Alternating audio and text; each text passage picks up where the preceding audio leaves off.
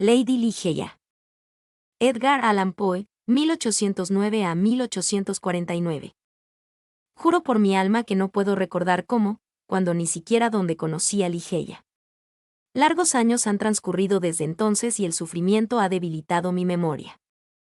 O quizá no puedo rememorar ahora aquellas cosas porque, a decir verdad, el carácter de mi amada, su raro saber, su belleza singular, y sin embargo, plácida, y la penetrante y cautivadora elocuencia de su voz profunda y musical, se abrieron camino en mi corazón con pasos tan constantes, tan cautelosos, que me pasaron inadvertidos e ignorados.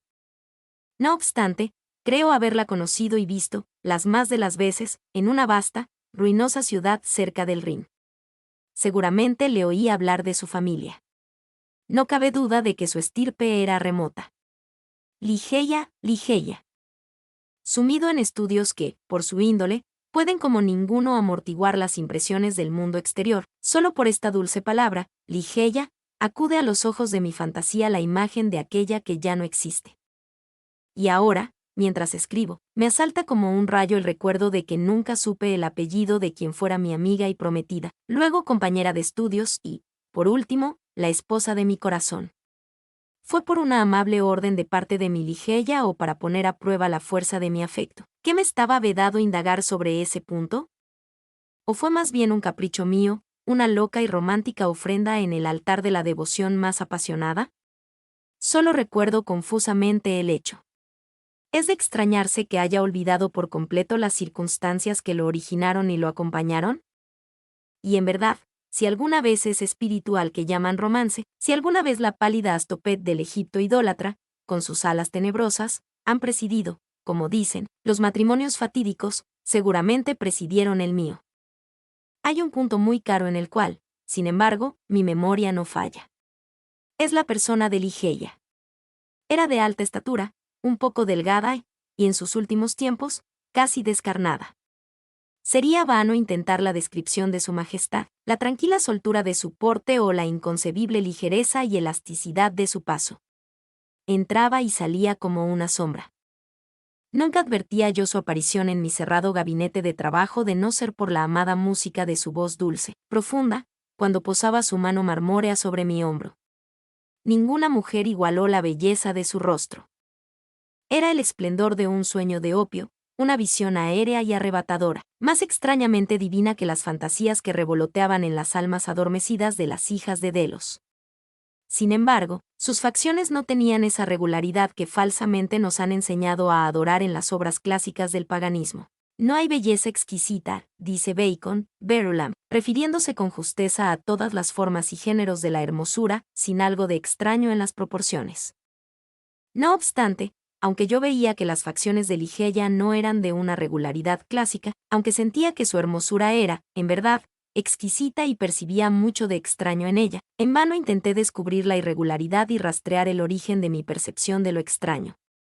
Examiné el contorno de su frente alta, pálida, era impecable, qué fría en verdad esta palabra aplicada a una majestad tan divina. Por la piel, que rivalizaba con el marfil más puro, por la imponente amplitud y la calma, la noble prominencia de las regiones superciliares, y luego los cabellos, como ala de cuervo, lustrosos, exuberantes y naturalmente rizados, que demostraban toda la fuerza del epíteto homérico, cabellera de Jacinto.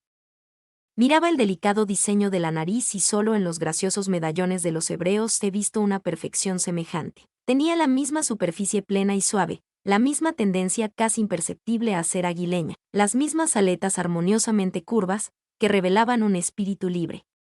Contemplaba la dulce boca.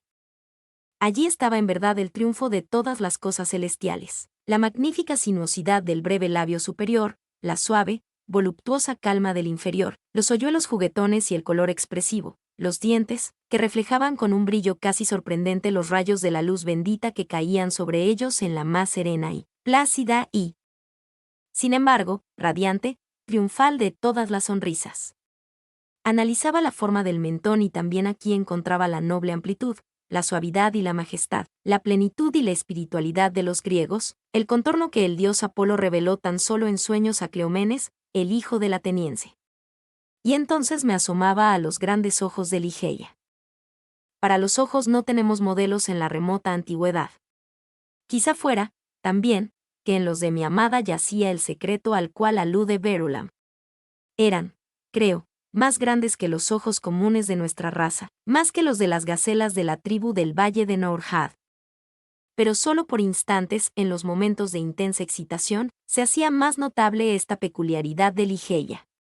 Y en tales ocasiones su belleza, quizá la veía así mi imaginación ferviente, era la de los seres que están por encima o fuera de la tierra, la belleza de la fabulosa Hurí de los turcos. Los ojos eran del negro más brillante, velados por oscuras y largas pestañas. Las cejas, de diseño levemente irregular, eran del mismo color. Sin embargo, lo extraño que encontraba en sus ojos era independiente de su forma, del color, del brillo, y debía atribuirse, al cabo, a la expresión.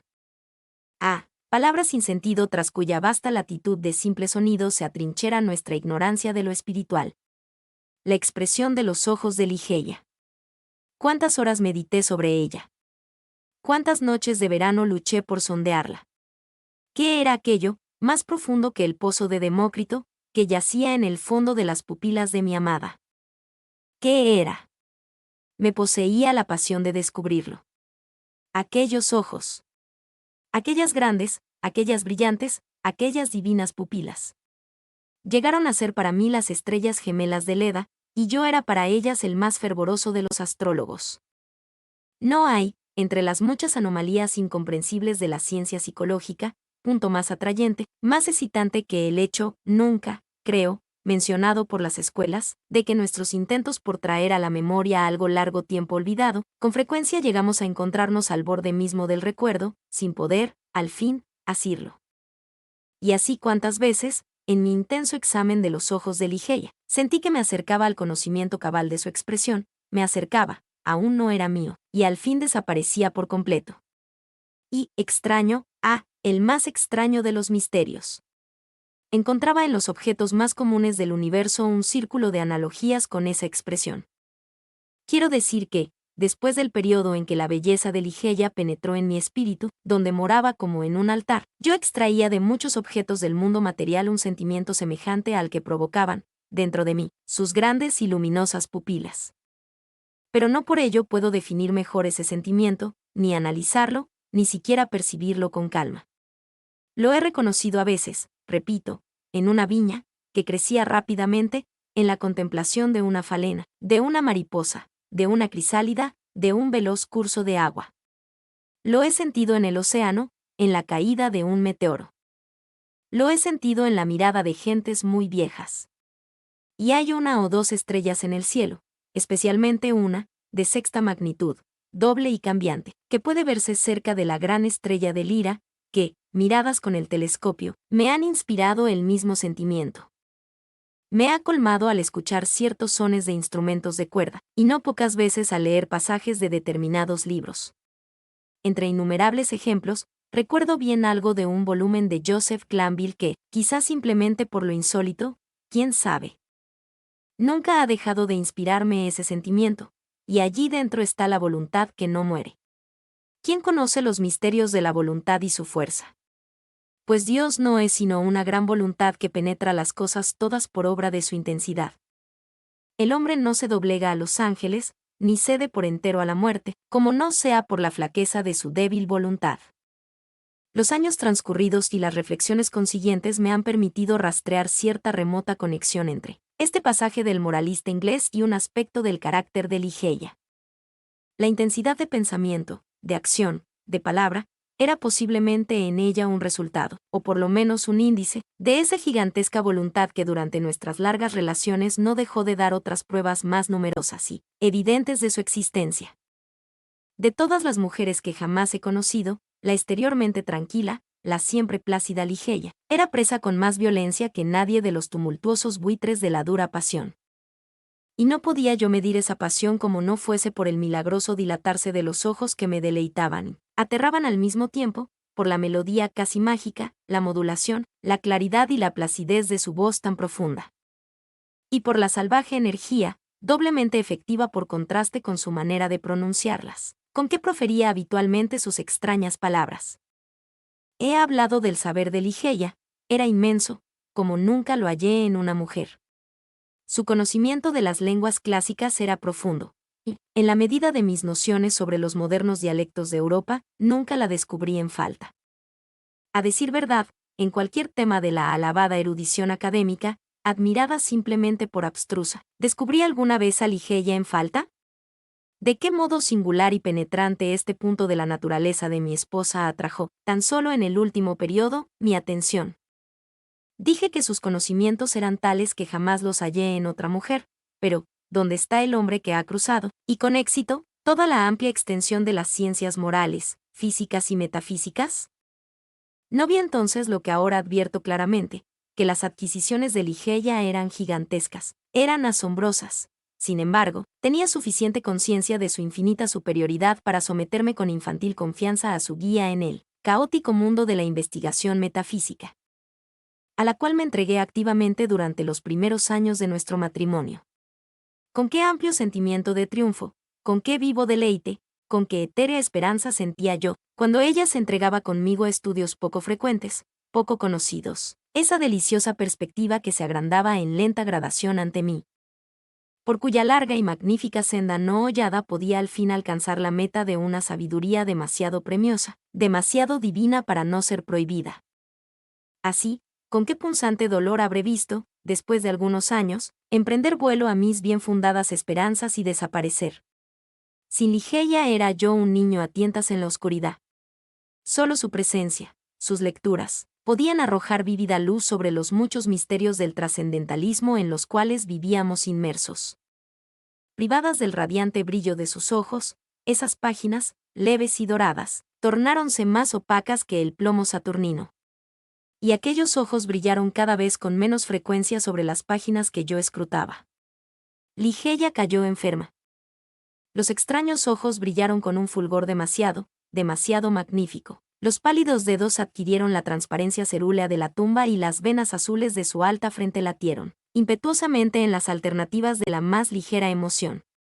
Vi que iba a morir y luché desesperadamente en espíritu con el torvo Azrael. Y las luchas de la apasionada esposa eran, para mi asombro, aún más enérgicas que las mías. Muchos rasgos de su adusto carácter me habían convencido de que para ella la muerte llegaría sin sus terrores, pero no fue así.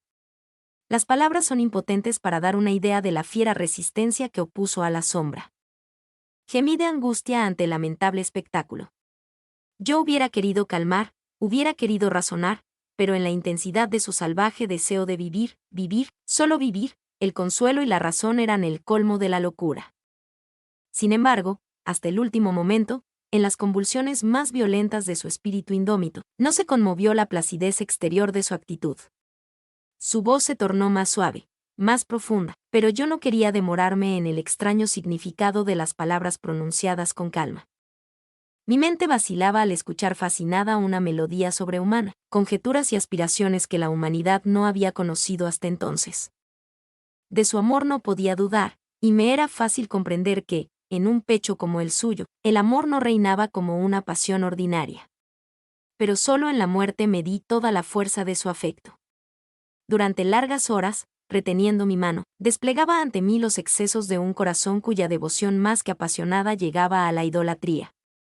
¿Cómo había merecido yo la bendición de semejantes confesiones? ¿Cómo había merecido la condena de que mi amada me fuese arrebatada en el momento en que me las hacía? Pero no puedo soportar el extenderme sobre este punto. Solo diré que en el abandono más que femenino de Ligeia al amor, hay, inmerecido, otorgado sin ser yo digno, reconocí el principio de su ansioso, de su ardiente deseo de vida, esa vida que huía ahora tan velozmente. Soy incapaz de describir, no tengo palabras para expresar esa ansia salvaje, esa anhelante vehemencia de vivir, solo vivir. La medianoche en que murió me llamó perentoriamente a su lado, pidiéndome que repitiera ciertos versos que había compuesto pocos días antes. La obedecí. Helos aquí. Vedla. Es noche de gala. En los últimos años solitarios. La multitud de ángeles alados. Con sus velos, en lágrimas bañados. Son público de un teatro que contempla. Un drama de esperanzas y temores. Mientras toca la orquesta, indefinida. La música sin fin de las esferas. Imágenes del Dios que está en lo alto. Allí los mimos gruñen y mascullan. Corren aquí y allá, y los apremian.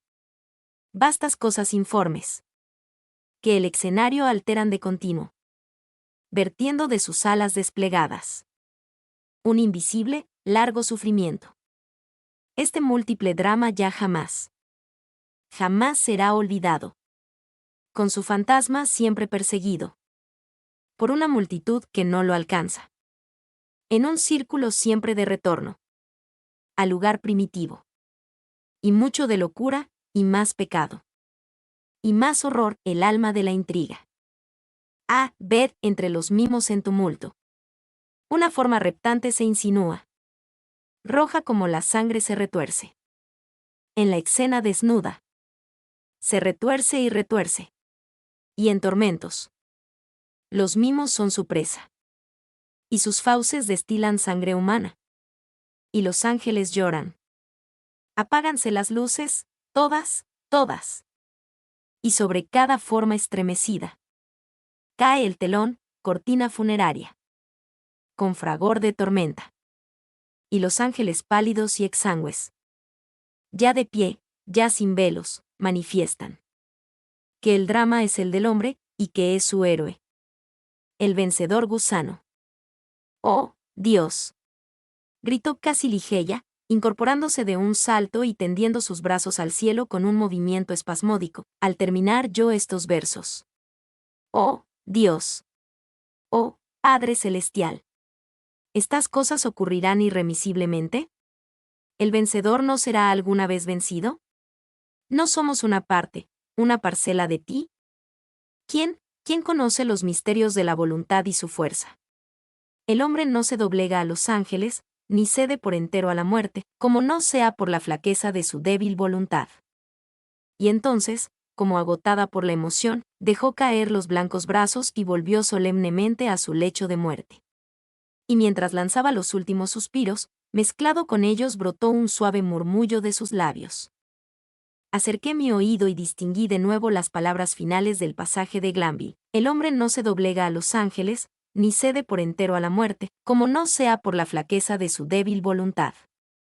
Murió, y yo, deshecho, pulverizado por el dolor, no pude soportar más la solitaria desolación de mi morada, y la sombría y ruinosa ciudad a orillas del Rin. No me faltaba lo que el mundo llama fortuna. Ligeia me había legado más, mucho más, de lo que por lo común cae en suerte a los mortales. Entonces, después de unos meses de vagabundeo tedioso, sin rumbo, adquirí y reparé en parte una abadía cuyo nombre no diré, en una de las más incultas y menos frecuentadas regiones de la hermosa Inglaterra. La sombría y triste vastedad del edificio, el aspecto casi salvaje del dominio, los numerosos recuerdos melancólicos y venerables vinculados con ambos, tenían mucho en común con los sentimientos de abandono total que me habían conducido a esa remota y huraña región del país. Sin embargo, aunque el exterior de la abadía, ruinoso, invadido de musgo, sufrió pocos cambios, me dediqué con infantil perversidad, y quizá con la débil esperanza de aliviar mis penas, a desplegar en su interior magnificencias más que reales. Siempre, aún en la infancia, había sentido gusto por esas extravagancias, y entonces volvieron como una compensación del dolor. ¡Ay! Ahora sé cuánto de incipiente locura podía descubrirse en los suntuosos y fantásticos tapices, en las solemnes esculturas de Egipto, en las extrañas cornisas, en los moblajes, en los besánicos diseños de las alfombras de oro recamado. Me había convertido en un esclavo preso en las redes del opio, y mis trabajos y mis planes cobraron el color de mis sueños. Pero no me detendré en el detalle de estos absurdos. Hablaré tan solo de ese aposento por siempre maldito, donde en un momento de enajenación conduje al altar, como sucesora de la inolvidable Ligeia Arouin Trevangen de Tremán, la de rubios cabellos y ojos azules. No hay una sola partícula de la arquitectura y la decoración de aquella cámara nupcial que no se presente ahora, ante mis ojos. Donde tenía el corazón la altiva familia de la novia para permitir, movida por su sed de oro, que una doncella, una hija tan querida, pasara el umbral de un aposento tan adornado. He dicho que recuerdo minuciosamente los detalles de la cámara, yo, que tristemente olvido cosas de profunda importancia, y, sin embargo, no había orden, no había armonía en aquel lujo fantástico, que se impusieran a mi memoria. La habitación estaba en una alta torrecilla de la abadía fortificada. Era de forma pentagonal y de vastas dimensiones. Ocupaba todo el lado sur del pentágono la única ventana, un inmenso cristal de Venecia de una sola pieza y de matiz plomizo, de suerte que los rayos del sol o de la luna, al atravesarlo, caían con brillo horrible sobre los objetos. En lo alto de la inmensa ventana se extendía el enrejado de una añosa vid que trepaba por los macizos muros de la torre. El techo, de sombrío roble, era altísimo, abovedado y decorosamente decorado con los motivos más extraños, más grotescos, de un estilo semigótico, semidruídico.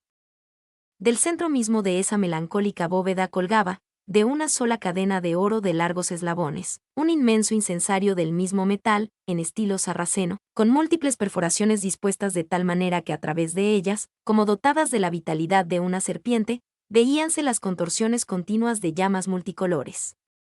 Había algunas otomanas y candelabros de oro de forma oriental, y también el lecho nupcial, de modelo indio, bajo, esculpido en ébano macizo, con baldaquino como una colgadura fúnebre. En cada uno de los ángulos del aposento había un gigantesco sarcófago de granito negro proveniente de las tumbas reales erigidas frente a Luxor, con sus antiguas tapas cubiertas de inmemoriales relieves. Pero en las colgaduras del aposento se hallaba, la fantasía más importante. Los elevados muros, de gigantesca altura al punto de ser desproporcionados, estaban cubiertos de arriba a abajo, en vastos pliegues, por una pesada y espesa tapicería de un material semejante al de la alfombra del piso, la cubierta de las otomanas y el lecho de ébano, del baldaquino y de las suntuosas volutas de los cortinajes que velaban parcialmente la ventana. Este material era el más rico tejido de oro, cubierto íntegramente, con intervalos irregulares, por arabescos en realce, de un pie de diámetro, de un negro azabache. Pero estas figuras solo participaban de la condición de arabescos cuando se las miraba desde un determinado ángulo, por un procedimiento hoy común, que puede en verdad rastrearse en periodos muy remotos de la antigüedad, cambiaban de aspecto. Para el que entraba en la habitación tenían la apariencia de simples monstruosidades, pero, al acercarse, esta apariencia desaparecía gradualmente y, paso a paso, a medida que el visitante cambiaba de posición en el recinto. Se veía rodeado por una infinita serie de formas horribles pertenecientes a la superstición de los normandos o, nacidas en los sueños culpables de los monjes. El efecto fantasmagórico era grandemente intensificado por la introducción artificial de una fuerte y continua corriente de aire detrás de los tapices, la cual daba una horrenda e inquietante animación al conjunto. Entre esos muros, en esa cámara nupcial, pasé con Rowena de Tremán las impías horas del primer mes de nuestro matrimonio, y las pasé sin demasiada inquietud. Que mi esposa temiera la índole hosca de mi carácter, que me huyera y me amara muy poco, no podía yo pasarlo por alto, pero me causaba más placer que otra cosa. Mi memoria volaba, con qué intensa nostalgia, hacia Ligeia, la amada, la augusta, la hermosa, la enterrada. Me embriagaba con los recuerdos de su pureza, de su sabiduría, de su naturaleza elevada, etérea, de su amor apasionado, idólatra. Ahora mi espíritu ardía plena y libremente, con más intensidad que el suyo. En la excitación de mis sueños de opio, pues me hallaba habitualmente arrojado por los grilletes de la droga, gritaba su nombre en el silencio de la noche, o durante el día, en los sombreados retiros de los valles, como si con esa salvaje vehemencia, con la solemne pasión, con el fuego devorador de mi deseo por la desaparecida, pudiera restituirla a la senda que había abandonado, era posible que fuese para siempre en la tierra. Al comenzar el segundo mes de nuestro matrimonio, Rowena cayó súbitamente enferma y se repuso lentamente. La fiebre que la consumía perturbaba sus noches, y en su inquieto semisueño hablaba de sonidos, de movimientos que se producían en la cámara de la torre, cuyo origen atribuía a los extravíos de su imaginación o quizá a la fantasmagórica influencia de la cámara misma. Llegó, al fin, la convalecencia y, por último, el restablecimiento total. Sin embargo, había transcurrido un breve periodo cuando un segundo trastorno más violento la arrojó a su lecho de dolor, y de este ataque, su constitución, que siempre fuera débil, nunca se repuso del todo.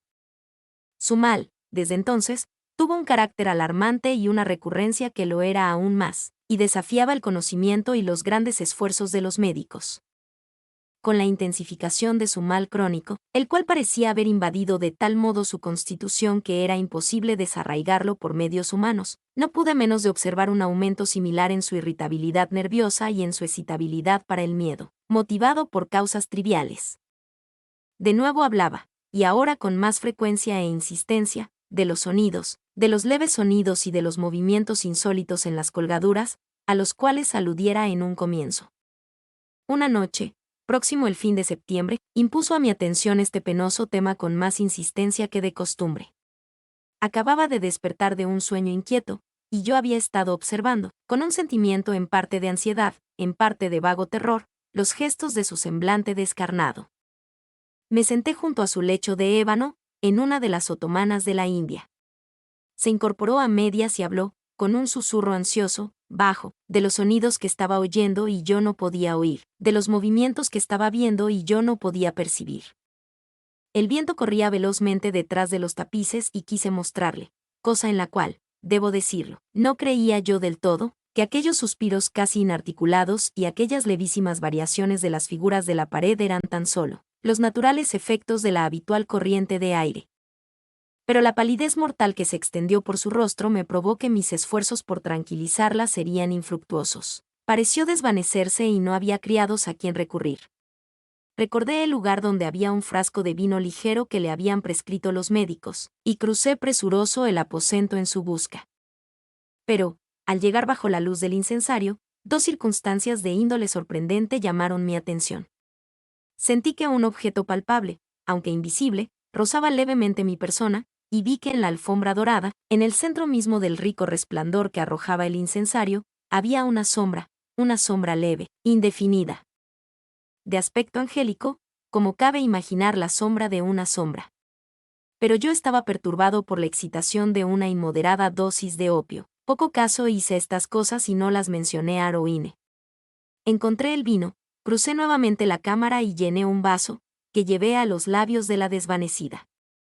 Ya se había recobrado un tanto, sin embargo, y tomó el vaso en sus manos, mientras yo me dejaba caer en la otomana que tenía cerca, con los ojos fijos en su persona. Fue entonces cuando percibí claramente un paso suave en la alfombra, cerca del lecho, y un segundo después, mientras Roine alzaba la copa de vino hasta sus labios, vi o quizás soñé que veía caer dentro del vaso, como surgida de un invisible surtidor en la atmósfera del aposento, 3 o 4 grandes gotas de fluido brillante, del color del rubí. Si yo lo vi, no ocurrió lo mismo con Roine. Bebió el vino sin vacilar y me abstuve de hablarle de una circunstancia que, según pensé, debía considerarse como sugestión de una imaginación excitada, cuya actividad mórbida aumentaban el terror de mi mujer, el opio y la hora. Sin embargo, no pude dejar de percibir que, inmediatamente después de la caída de las gotas color rubí, se producía una rápida agravación en el mal de mi esposa, de suerte que la tercera noche las manos de sus doncellas la prepararon para la tumba, y la cuarta la pasé solo, con su cuerpo amortajado. En aquella fantástica cámara que la recibiera recién casada. Extrañas visiones engendradas por el opio revoloteaban como sombras delante de mí. Observé con ojos inquietos los sarcófagos en los ángulos de la habitación, las cambiantes figuras de los tapices, las contorsiones de las llamas multicolores en el incensario suspendido. Mis ojos cayeron entonces, mientras trataba de recordar las circunstancias de una noche anterior, en el lugar donde, bajo el resplandor del incensario, había visto las débiles huellas de la sombra. Pero ya no estaba allí, y, respirando con más libertad, volví la mirada a la pálida y rígida figura tendida en el lecho. Entonces me asaltaron 1000 recuerdos de Ligeia, y cayó sobre mi corazón, con la turbulenta violencia de una marea, todo el indecible dolor con que había mirado su cuerpo amortajado. La noche avanzaba, y con el pecho lleno de amargos pensamientos, cuyo objeto era mi único, mi supremo amor, permanecí contemplando el cuerpo de Roine. Quizá fuera medianoche, tal vez más temprano o más tarde, pues no tenía conciencia del tiempo, cuando un sollozo sofocado, suave, pero muy claro, me sacó bruscamente de mi ensueño. Sentí que venía del lecho de ébano, del lecho de muerte. Presté atención en una agonía de terror supersticioso, pero el sonido no se repitió. Esforcé la vista para descubrir algún movimiento del cadáver, mas no advertí nada. Sin embargo, no podía haberme equivocado. Había oído el ruido, aunque débil, y mi espíritu estaba despierto. Mantuve con decisión, con perseverancia, la atención clavada en el cuerpo. Transcurrieron algunos minutos sin que ninguna circunstancia arrojara luz sobre el misterio. Por fin, fue evidente que un color ligero, muy débil y apenas perceptible se difundía bajo las mejillas y a lo largo de las hundidas venas de los párpados. Con una especie de horror, de espanto indecibles, que no tiene en el lenguaje humano expresión suficientemente enérgica, sentí que mi corazón dejaba de latir, que mis miembros se ponían rígidos. Sin embargo, el sentimiento del deber me devolvió la presencia de ánimo. Ya no podía dudar de que nos habíamos apresurado en los preparativos, de que Rowena aún vivía. Era necesario hacer algo inmediatamente, pero la torre estaba muy apartada de las dependencias de la servidumbre, no había nadie cerca. Yo no tenía modo de llamar en mi ayuda sin abandonar la habitación unos minutos, y no podía aventurarme a salir. Luché solo, pues, en mi intento de volver a la vida el espíritu aún vacilante.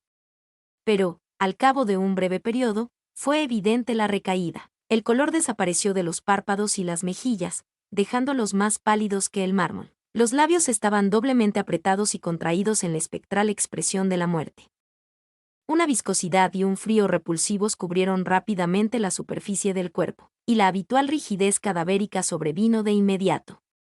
Volví a desplomarme con un estremecimiento en el diván de donde me levantara tan bruscamente y de nuevo me entregué a mis apasionadas visiones de Ligeia. Así transcurrió una hora cuando, era posible, advertí por segunda vez un vago sonido procedente de la región del lecho.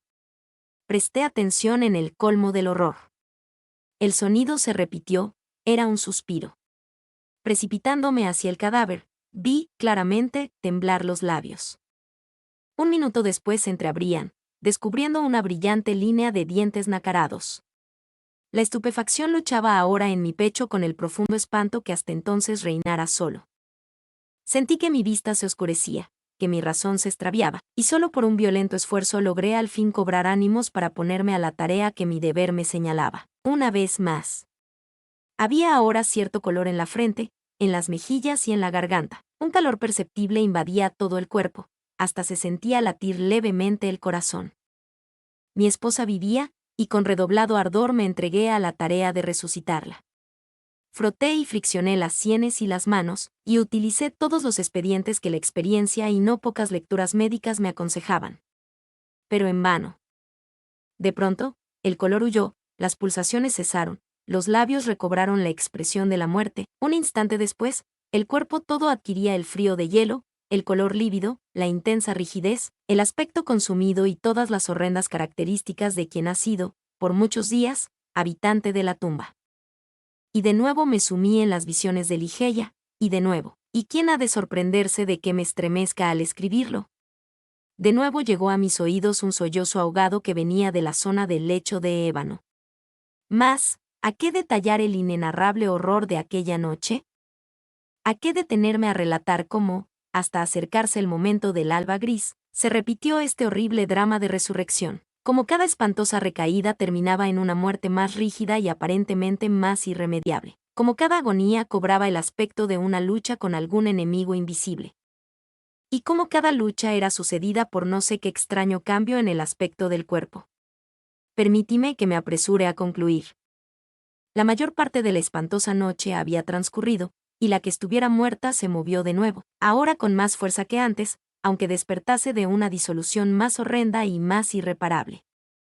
Yo había cesado hacía rato de luchar o de moverme, y permanecía rígido, sentado en la otomana, presa indefensa de un torbellino de violentas emociones, de todas las cuales el pavor era quizá la menos terrible, la menos devoradora. El cadáver, repito, se movía, y ahora con más fuerza que antes. Los colores de la vida cubrieron con inusitada energía el semblante, los miembros se relajaron, de no ser por los párpados aún apretados y por las vendas y paños que daban un aspecto sepulcral a la figura. Podía haber soñado que Rowena había sacudido por completo las cadenas de la muerte. Pero si entonces no acepté del todo esta idea, por lo menos pude salir de dudas cuando, levantándose del lecho, a tientas, con débiles pasos, con los ojos cerrados y la manera peculiar de quien se ha extraviado en un sueño, aquel ser amortajado avanzó osadamente, palpablemente, hasta el centro del aposento. No temblé, no me moví, pues una multitud de ideas inexpresables vinculadas con el aire, la estatura, el porte de la figura cruzaron velozmente por mi cerebro, paralizándome, convirtiéndome en fría piedra. No me moví, pero contemplé la aparición. Reinaba un loco desorden en mis pensamientos, un tumulto incontenible. ¿Podía ser, realmente, Roine viva la figura que tenía delante? ¿Podía ser realmente Roine Trevangen de Tremán, la de los cabellos rubios y los ojos azules? ¿Por qué? ¿Por qué lo dudaba? El vendaje ceñía la boca, pero ¿podía no ser la boca de Roine de Tremán? Y las mejillas, con rosas como en la plenitud de su vida, si podían ser en verdad las hermosas mejillas de la viviente señora de Tremán. Y el mentón, con sus hoyuelos, como cuando estaba sana, ¿podía no ser el suyo? Pero entonces, ¿había crecido ella durante su enfermedad? Qué inenarrable locura me invadió al pensarlo. De un salto llegué a sus pies.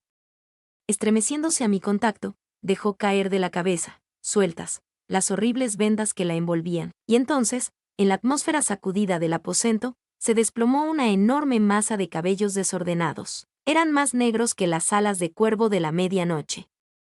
Y lentamente se abrieron los ojos de la figura que estaba ante mí. En esto, por lo menos, grité, nunca, nunca podré equivocarme. Estos son los grandes ojos, los ojos negros, los extraños ojos de mi perdido amor, los de Ligeia. Mi nombre es Demim. Soy tu asistente personal. Mi sitio en internet es demim.es.tl.